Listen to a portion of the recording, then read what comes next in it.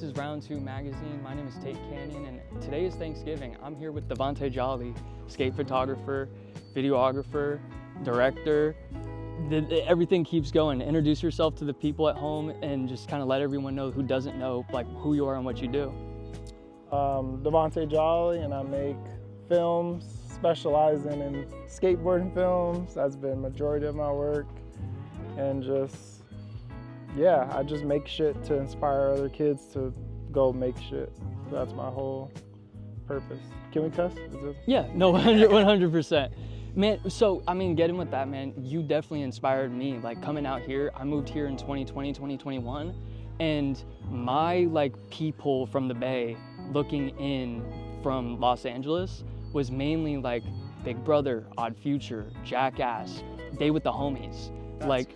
Saying Day with the Homies in the same category as those three, that's insane. But it's the subculture of everything, you feel me? Like, even, like, Big Brother stemmed from like Cantor's over and whatever that weird hookah lounge was over on Fairfax. Like everything was still there.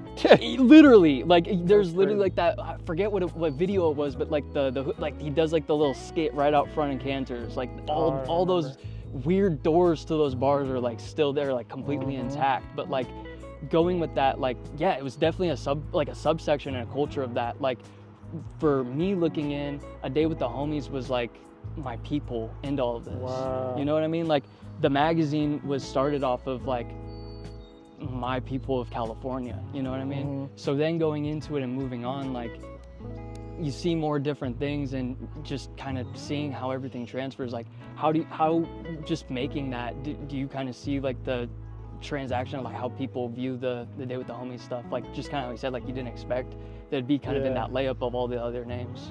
Right, yeah, it's crazy when I hear, but it's usually the same sentiment. It's kind of like what you said. It's like you're feeling it's like an inside look to a certain culture, you know? Because I think before that, I would maybe say IC videos were the closest insight you got to that. But I feel like Day with the Homies was so raw that it literally just felt like you were hanging out with us for the whole day. And that was the idea behind it, like why I wanted to do it, because I felt like I would have loved to see my favorite skaters, like when I was younger, like those type of days, like, oh, what does it take to get a clip? What does it take when there's a bad day? No one gets a clip, but it's like still a good day because so many things have happened within it. And I think that was my motivation to create it, and understanding that you could see tricks anywhere, but you couldn't see my friends' personalities anywhere. Or at that point, skaters' personalities anywhere, really. So I was like, dove into that and wanted to like keep pushing that forward so that other people could make their Day with the Homies in their cities. And that's how it goes into the film, which was the same ethos of like inspiring other people to make homie films. Yeah. And it was like the catalyst of that, because before that it was just skate clips. Yes, and bro. It was like, even my channel, that was my channel, was skate clips, edits, song.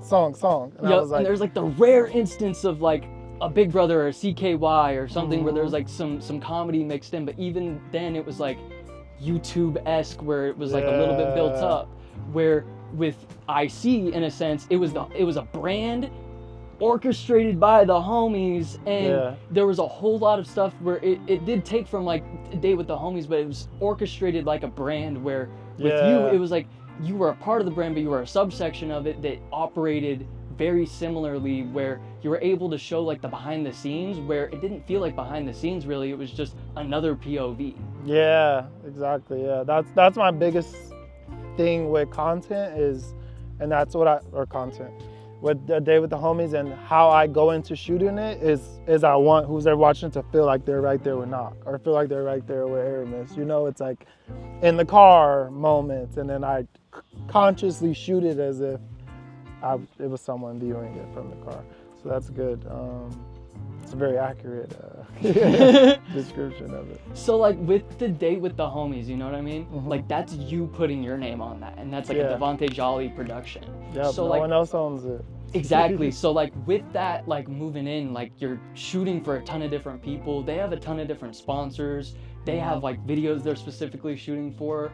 while getting started with skate photography and videography, and you're just out there every single day, like not too sure if they're gonna land the trick and if you're gonna get paid for that clip, like how we could get into that. Exactly, like I do want to get into it, like how these are two separate questions, but like one, what does it take for someone to get those clips and how do you monetize it? And two, for Day with the Homies and making your own show and putting your own name and coin on it, how do you build your own brand for your own audience? Because that's basically how GODSPEED and a lot of other things I feel like transpired, was you being able to not only take those sponsors and just be like, all right, I'll wait for this person to get a video, or I'll wait for this to happen. Like, you're just like, fuck it, I am the media company. I can do it my own, and I could still coin my name on it because I shot this. These are my clips.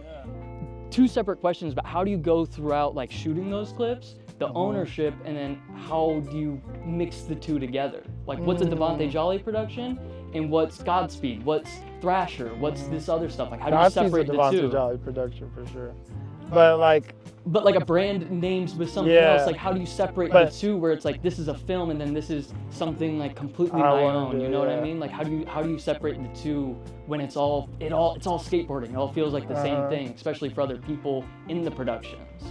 Yeah, that's true. I think, right, I'm like, where do I start with the question? But I'll answer the GODSPEED point. So it's like the same approach that I had in creating A Day with the Homies, that's what I did into GODSPEED. Like, I didn't think about what anyone would think about me using this song, what, the way I edit this. Like, it was very like, this is my mark on skateboarding.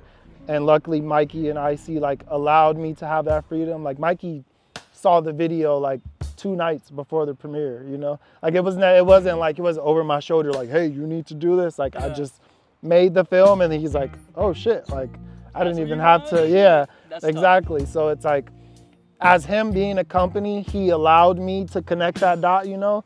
But before that, it's like, when you're trying to be a part of an industry, obviously you observe it. And that was the structure of how you get into industry. It's like, you're a filmer, okay, you film a skater that has this sponsor. Okay, they're making a video, okay, you try to sell the clips to them. Or maybe they might not use the clips. Maybe he wants to use it for something else, you know, and it's kind of, normally the filmer's projects are viewed secondary, you know? It's like, oh, I'll give you the clips that I don't want to give to XYZ sponsors, you know? And with GODSPEED, that shifted for me. Like, I'll use Zion, for example. Like, he was telling all his sponsors, like, y'all not getting none of my clips. Like, Jolly's getting all my, and by the way, that clip that y'all did get, send that to Jolly. Like, every skater was like standing on that. And I think that created an important shift in the industry, because it's like, it was a film that everyone wanted to be a part of, not that they had to be a part of, you know? And I think that changed the industry, or not industry, that changed the feeling of a skate video. Cause kind of, there's not too many homie videos, like, especially at that time, that were even being made, but that like had that level of skateboarding, because of the comment I said earlier. It's like, it's usually secondary clips. Like, oh, I'll give this clip to you like on some homie shit, but I'm gonna keep this insane one for myself, you know, or for my sponsors. And then I think I got lost. So the first part of the question? I guess the first part of the question is like starting out, I guess. When you kind of went on the other part, but like starting out, you know what I mean? When you're first getting clips and you're kind of having to like listen to the skaters a little bit, even though you're the one with the camera, but you're being swayed to like, oh, this should go to this video, this should go to this sponsor, or this should go to me. What about me? I'm the one shooting it. How do you calculate that starting out, and you know, like, what do you own? What do they own? What is that? Like, obviously some of it's talked about it before, but with skateboarders, there is just some sort of like unspoken, like, this is what it is. This is what we're coming for. You have an amazing track record of just being homies and being on great terms with everyone. So how do you communicate that and do that so well? I think that it's to your point. I don't put, and this is why a lot of filmers fall out with skaters, I don't put either the clips or the money I'm getting for the clip ahead of my friendship with the person. So it's like, even if I might not necessarily agree with where the skater wants the clip to go, if that's where you want the clips to go, it's done. He's not gonna feel any like, Jolly holding my clips, Jolly don't want to send. It's like, ah, damn, I would have loved to use this, but all good. Like I'll send it to them. And it's like, because the track record and like our friendship is so good, a lot of times they'll just be like, oh, actually you're right, yeah, you could use that for this video, or what you working on, you know, like if there's an awareness that I'm working on something versus like, oh, I'm gonna just hold your clip hostage, you know? Like Tyshawn, for example, like Tyshawn originally wasn't even gonna be in Godspeed because he was making his part that got him his second Sodi trophy. So I'm like, understandably so, like I'm not trying to take from that, you know, from that moment. But then I had this conversation with him as like brother to brother. I was like, I would hate to look back on this film 10 years from now and you had no presence in it.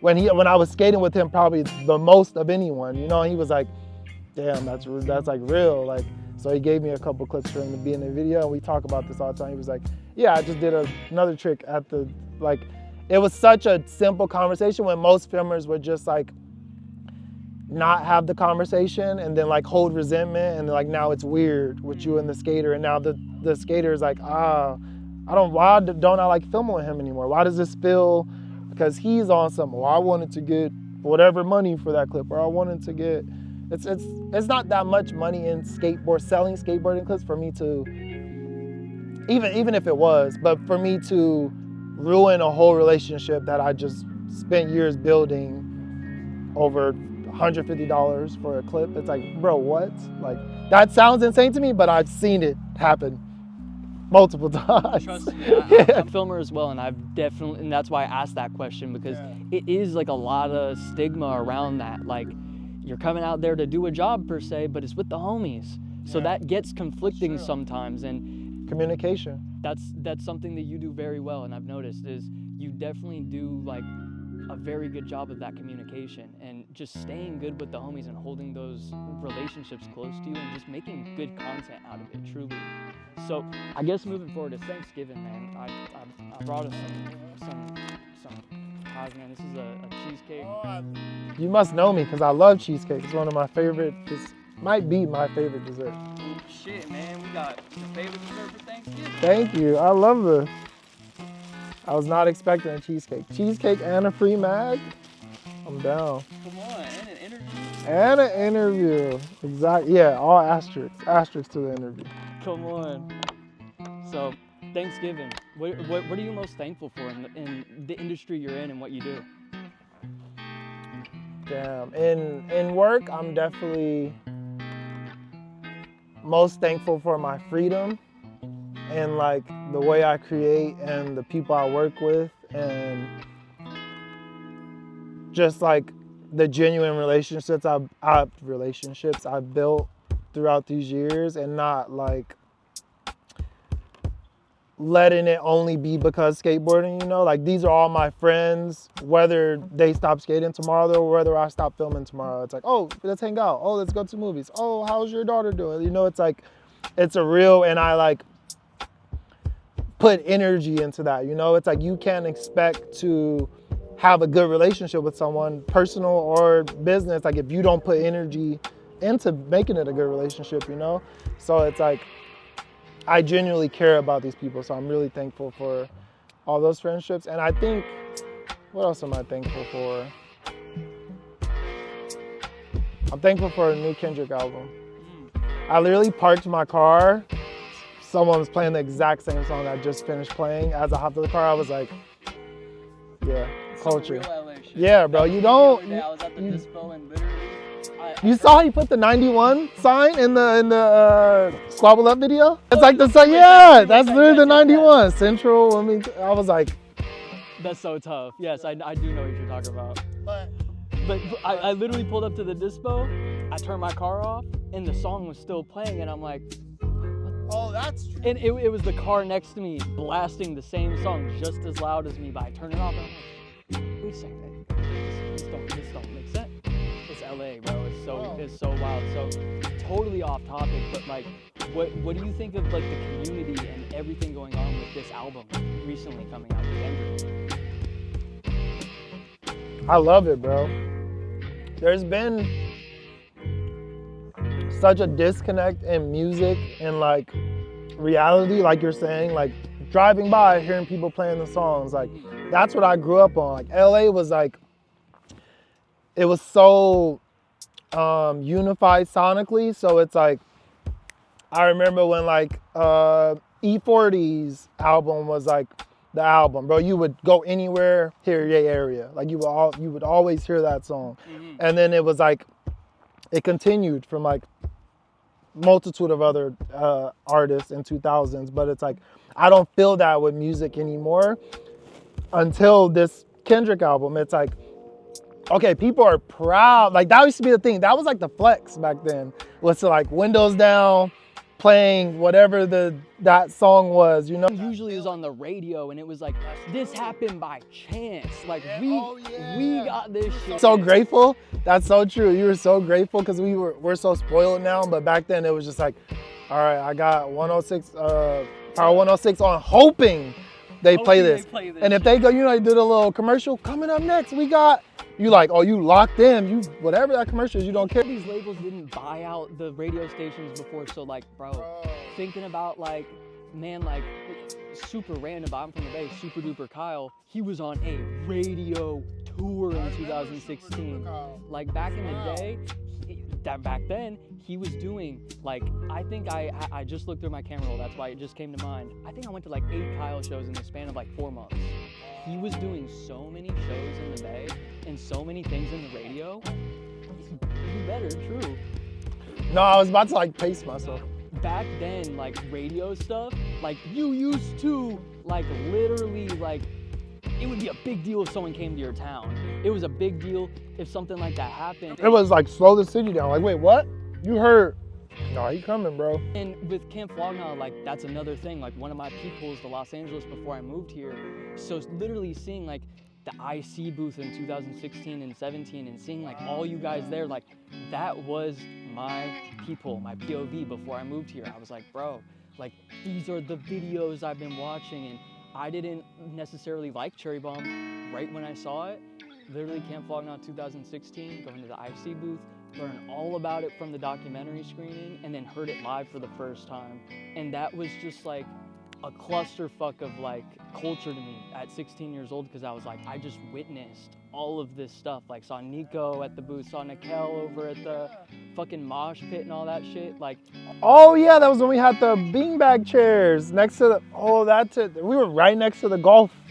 That was such a good location. It was like right at the entry. Yeah, like it was like you couldn't miss it. Yeah. Big ass tents. And it was the time for IC, like the Cherry Bomb doc, like that. We were filming a show that Camp Flogna. A show? Yeah, like an IC show? Yeah, we're doing a pilot for a TV show with Vice at the time. And it never got picked up. I think they just didn't, for Vice Land. That would have been so cool back then, a Vice Land IC thing. Yeah, it didn't work for a reason. I think they thought it was too expensive. They're like, this is too expensive. It was like cast of like what, 10 of us? Like, it would have been so It would have been insane though. But a lot of that footage ended up in IC3. And I would assume like translated into mid-90s to a certain degree. Like that was such a big part as well back then. I remember that screening and everything. That was such a fun time. So we're getting a little bit disconnected. But to end things off, like I'm insane. Like what I'm thankful for is that like the community that y'all built with IC, with your videos, with everything. Like it was truly like for me, like coming out here, what I saw Los Angeles as. So for me, like thank you. Like it is real. It's true. Like that shit is really like, you probably were just hanging out with the homies, not knowing exactly what that is, but that's the reason I'm here today. So I just want to thank you, man, because this shit is super, super tough. Like you're a fucking legend in this space. So this is, this has been Round 2 magazine. My name's Tate Canyon. This is Davonte Jolly. This is Thanksgiving. We've been talking about what we're thankful for. And shit, is there anything you'd like to end off with? No, thank you for having me. This magazine is a great idea, and I always appreciate new great ideas. So congrats to you. Thank in doing this, and I wish you all success. Maybe get Tyler on here one day. That'd be super tough. But last final question. 3 Thanksgiving dishes. Go. Homemade macaroni and cheese, the real kind, True. real cheese, layered, Crust. all that. Good crust. Stuffing Yup. from an older person, so like my grandma or my great aunt or someone. True. And then, am I gonna go? I'll go turkey. I'll go classic turkey, white, nice seasoning. Come on. White meat only. You're not doing the dark meat turkey. That's crazy. Davonte Jolly, Necessary Evil, Godspeed. Round 2, let's go. That was fire. Appreciate you, gang. I love that. That was super fire. It's important, bro.